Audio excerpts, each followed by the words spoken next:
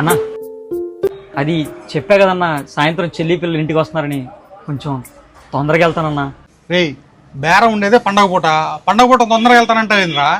టయానికి జీతం తీసుకోవడం కాదురా, కావాల్సినప్పుడు షాప్లో కూడా ఉండండి. నేను చెప్పా కదన్నా మన ఓనర్ పంపిడని. సర్లేరా.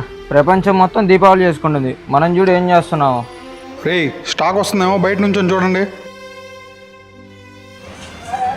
ఏంటి తమ్ముడు, అన్నా మీ ఓనర్ పండగ రోజు కూడా రెస్ట్ ఇవ్వకుండా పని చేస్తున్నాడా? ఏం లేదన్నా, మా వాడు బోనస్ ఇస్తా అన్నాడులే. ఎంజాయ్. అన్నా మనోడు సరిగ్గా సెలవేయడు, ఎందుకు ఆయనకి అలా చెప్పావు? రే, మనకి ఓనర్కి మధ్యలో 100 ఉంటారా, అలాగని బయట ముందు తక్కువైపోతావా? ఒకటి గుర్తుపెట్టుకో, జీతం ఇచ్చేవాడి గురించి ఎవరి ముందు తక్కువ చేసి మాట్లాడకూడదు, తప్పుగా మాట్లాడకూడదు. రేయ్, ఇలా రండి. రేయ్, నేను చూసుకుంటా కానీ మీరు వెళ్ళండి. సరే అన్నా. అన్నా మరి స్టాక్ వస్తుందన్నా? ఆ స్టాక్ నేను సర్దుకుంటాలేరా, పండగ పూట కదా, నువ్వు ఇంటికెళ్ళు.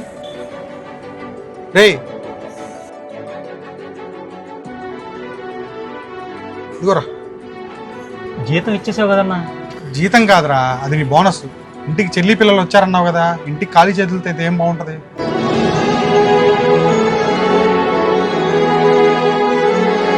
సరేనా